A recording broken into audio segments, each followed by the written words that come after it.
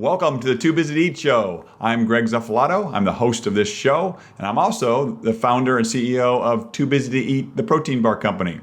So before I get to our guest, I want to encourage you to go to the website of toobusytoeat.com and give our products a try. I'll give you a 20% discount if you use the coupon code or discount code TBTE show. TBTE show at toobusytoeat.com and try our products. I made and created a extremely healthy, high protein, low carbohydrate, great tasting protein bar. It's high in protein, high in fiber, low in carbohydrate, and it's made with grass-fed whey. It's amazing. You just got to check it out. So use that code and give any product on the website is 20% off. Now, for our show, today we have Neghar Fonooni on our show today. She is fantastic. She has a great past going from, as a fitness trainer and before that in the United States Air Force, just an amazing story. And her history and what she's done, she uses all of that to help women all over the country and all over the world, really. It's just, she's just a very unique individual that is helping people in amazing ways. So, her programs, she said, the kind of summary of her programs is I teach women how to love their bodies and empower their lives. And a lot of it is, there's a base of it in fitness, but there's so much more to it. So now, if you're a man and you're all of a sudden about to turn this off, don't, because what she has to say works for everyone.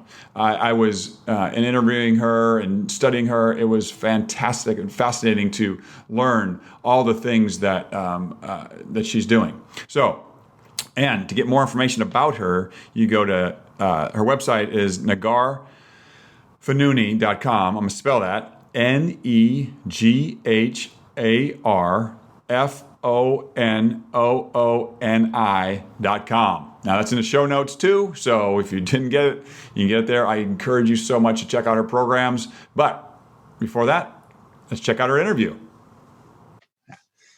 Well, welcome, Neg. I'm so excited to interview you. Like I said, I love what you're doing. So thanks for taking the time and being on the show. Absolutely. I'm happy to be here. And thanks for taking some. I know your busy schedule. You're too busy to eat. Like too so many other people. I love reading about you and understanding what you do, and we'll get into all that. But so let's start there and just give everybody a background of how you got to where you are today and what you do today. Okay. Well, I've been in the fitness industry since 2000. So this year it'll be 17 years. Wow. Yeah. And it's been quite an interesting journey because I think just like anything else, when you're involved in something for that long, your methodology is going to change, and right. As long as you're open to learning and taking different routes, I think that there's a lot of opportunity for growth there. And so, whereas I started in fitness in a very regimented, very one-dimensional way, right. Like the whole steamed broccoli and brown rice and grilled chicken route. And that's what we all did. Yeah. Yeah, exactly. And, cookie cutter workouts and, yes. and that whole deal. It's evolved a lot over the years because I've been fortunate enough to be exposed to a lot of different ways of doing things. Right. And so over the course of the last 16 years being a personal trainer, my methodology has changed a lot. The way I approach fitness and nutrition has changed a lot. And being someone now I work primarily online, and right. I work with women exclusively when it comes to fitness, nutrition, and body image. Right. I work with the occasional male client when it comes to business coaching, but for mindset and fitness coaching and anything body related, I work primarily with women because I don't feel like I understand a man's psyche and a men's body. So it's not really my place to do that. So, but that's, kind of where I got over the course of years. And I think that the thing that was really transitional for me in being able to share the message that I share today and have sort of the platform that I have is that I myself underwent several years of disordered eating. Okay. And did the whole like frequent feeding and calorie counting and, extreme macro counting. And I don't say that to discourage people from counting calories or tracking their macros, because I think there's a lot of value in that as a short-term strategy. But I did it for, 2+ years. Oh gosh. Yes. And that can become extremely limiting and very exhausting. Absolutely.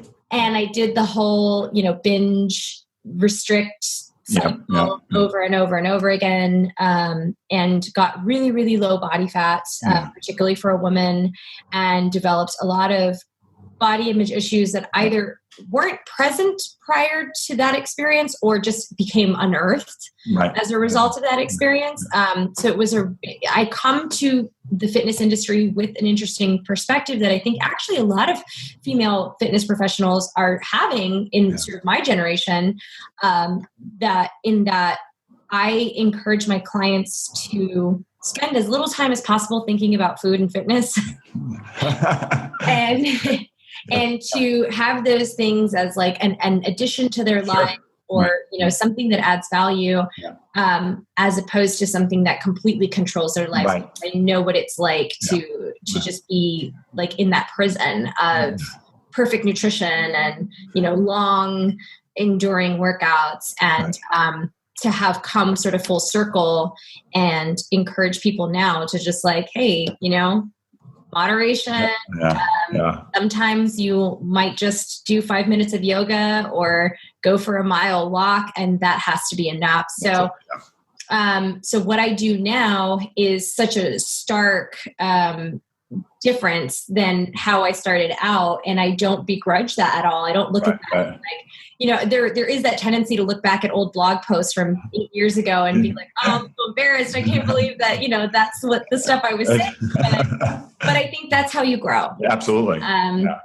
And so I've learned a lot from personal experience as well as from my clients' experience, and just working with different types of clients all over the world, and learn to approach nutrition and fitness with more inclusivity and more adaptability. And I think that those are really the keys to allowing people, women in particular, to find a way to make this stuff work for you and work against you.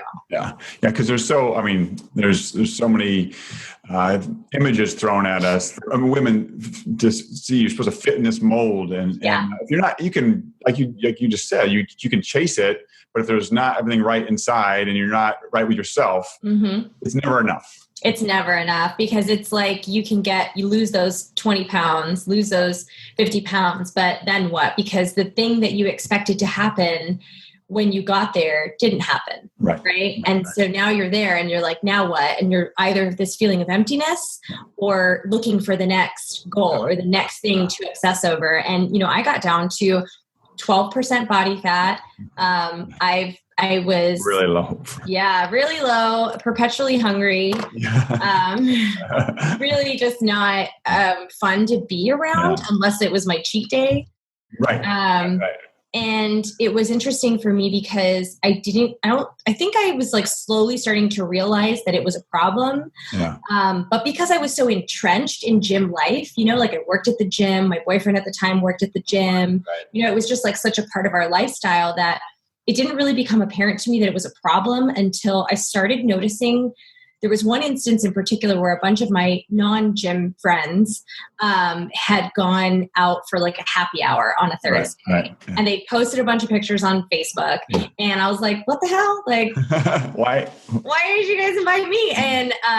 And my very dear friend, who's still one of my best friends to this day, she, with the best of intentions, said, we knew that it wasn't your cheat day and we didn't want to mess up your diet. Oh gosh. And that was such a moment of extreme clarity for me, where I just thought to myself, like, this is not the kind of life I want to live.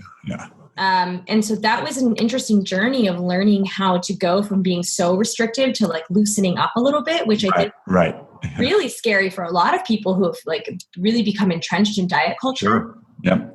To learn how to let go, because it's scary, right? Yeah. It's lack of control. You lose control of it. Yeah, absolutely. So that kind of took me a couple of years to get to a place where I'm like in a very comfortable groove with my nutrition now. And I feel much more qualified to help my clients, right? Because I feel pretty good with where I am, and I'm not struggling with it anymore. But I think that that's something that a lot of people need to understand, is that if you're going from a very restrictive diet or a very restrictive mindset, it doesn't happen overnight. It takes a lot of time to rebuild your mindset and get to a place where you can release control around food. Right. Which is difficult to do with that. So focused, so much a big part of your life of everything revolves around what you're going to eat, how much you're going to eat, preparing the food, when you're going to eat, looking at the clock, and you're like, I get to eat in half an hour.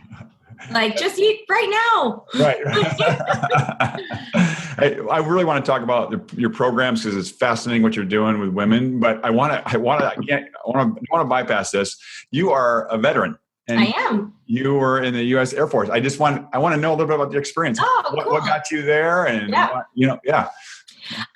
So my parents are immigrants. Okay. And I was always raised to be very patriotic, which I think a lot of people would think to be incongruent with the fact that my parents came from Iran. Right. But my parents were actually student activists, and they actually met because they were both at different schools, but both a part of the Iranian Student Union. Yeah. They were for the revolution. Yeah. They were, when we thought the revolution was a good idea,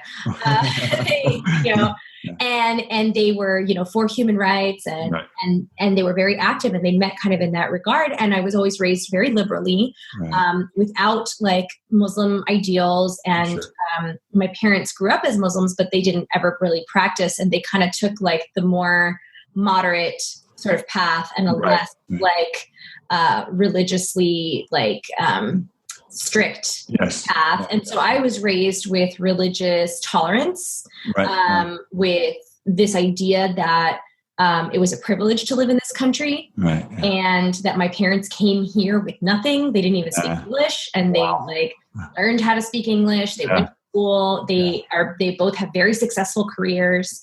And so I was just always kind of brought up with the idea that being in this country was a privilege. Right. And so I was in college at the time that 9/11 happened. Okay. I didn't really know what I wanted to do. I knew I wanted to be a writer, but I didn't know how I wanted to do that. So I was, flip-flopping between majoring in journalism and majoring in English and majoring in creative writing. And I just I was very lost, and didn't feel very anchored to anything.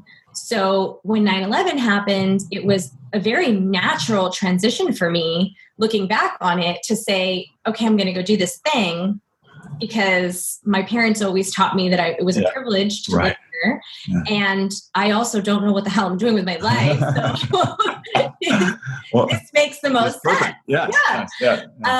So I specifically joined the Air Force with the intention of a specific job. I went to the Air Force recruiter to become a linguist. I only wanted to join if I could be a linguist. It was what I wanted to do. I love foreign language. I grew up bilingual and have always just been fascinated by language and linguistics in general.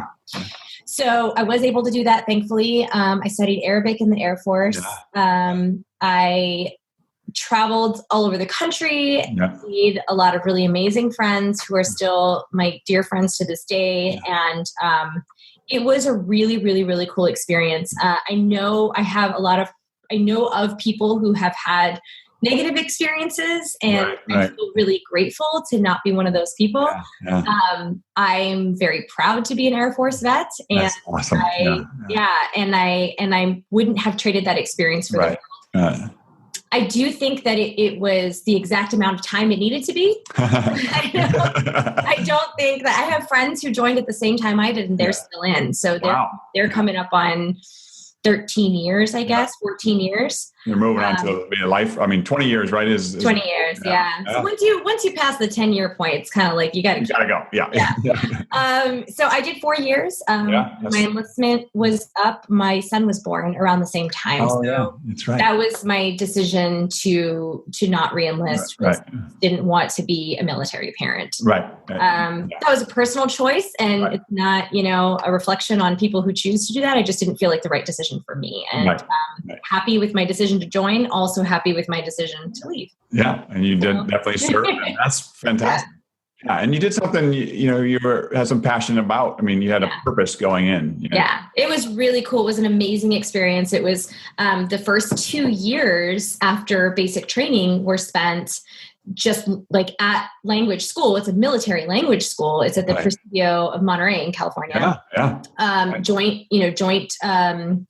Joint force. So it's like all the branches are there. Right. And you have all of your regular military duties, all of your, like, you've got to go to formation and you have all your military training and you have PT and all these responsibilities. But for 8 hours a day, you go to your schoolhouse and you learn. You're just immersed in foreign language. And all of your instructors are native speakers of their respective languages. So I had instructors from Iraq, instructors from Morocco, from Egypt, and I was actually there when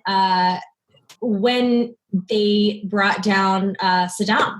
Right. That's right. That was the same time. Yeah. So it was really cool because I had all these instructors who had grown up in Iraq. Yes. And to see this emotional outpouring and to like have this experience with these Iraqis was really it was really cool. I mean, personal experience that they've lived through that. Wow. Yeah. So it was an amazing experience, and I wouldn't trade it for anything. And definitely an empowering experience for you and growth. I mean, that's fantastic. And you don't always hear those stories, but it's great to hear them. When you how about, because I want to get to your programs, your transition you started doing personal training. How did you transition start to go from, face-to-face and more to the online, helping a wider range of people? How was that? Yeah. So I was working full-time at the gym. I had a full roster of clients and group clients, teaching classes and everything. And I had a couple of online clients that I was like writing programs for and stuff like that.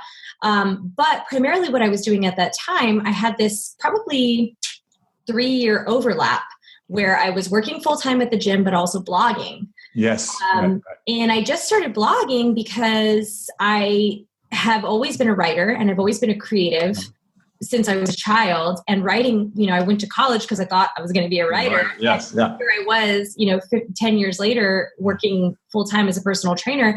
And while I loved it, it didn't feel like it was in line with kind of my soul's purpose. Who you are, So I started this blog because I just missed writing. Yeah. I didn't think anyone was going to read it. I didn't think and honestly, like looking back on those, that first year of writing, I'm more embarrassed of like the writing style than I am of the content of the subject matter. I'm like, well, you got a lot better. That's what writing is. That's it's just practice. So I started doing that just because I needed a creative outlet, and I was feeling very, very stifled at the gym where I was working. I didn't feel like I had a lot of creative control. And so it was really important for me to have that outlet. And then because I was involved with a lot of different gyms around the country, from being, involved in different certifications and going to different events, other trainers started sharing the stuff I would write, and that's kind of like how things used to happen. Before the internet was really saturated, right? Like very grassroots. No, you didn't pay for ads, everything was just like, people just sent. So people started reading it and people started resonating, and I would say 3 years later, I met my now husband, who was doing online coaching. And he was like, I read your blog, I've been to your website, I think you're a great writer. I'm so interested in what you do, blah, blah, blah. And he was like, how do you monetize that? And I was like, I don't know what you're talking about. I'm just writing. I was like, I'm just writing just to write. So he encouraged me and kind of helped me he showed me sort of the template of like how he did things, which helped me kind of figure out how I wanted to do things. Because I think that's the barrier for a lot of people. They don't know where to start. Right. They're just like, how do I want to do this thing, but how do I even do that? And so it was really helpful. John really helped me a lot with that. He kind of just showed me like, here's how I do it. And I was like, cool, maybe I'll try that. And I tried out a couple of different ways of running an online business.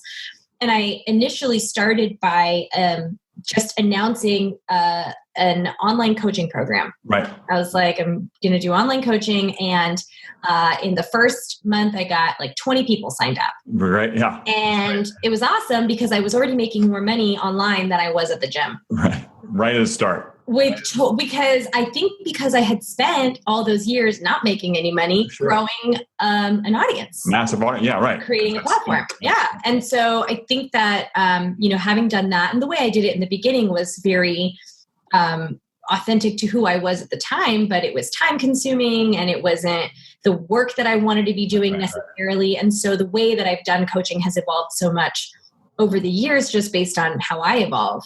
But I think that a big thing that a lot of people don't realize, and I get a lot of questions about this. People are like, I want to make money online. Should I start a blog? Is it worth it? You have to be willing to give away 95% of your content. Right. Yeah. Yeah. And you have to have faith and trust that content is so good that people are going to want more. And then you have something of higher value to offer at a price point. And, that's capitalism. Like that's it. And everyone has the right to make a living based on their intellectual property.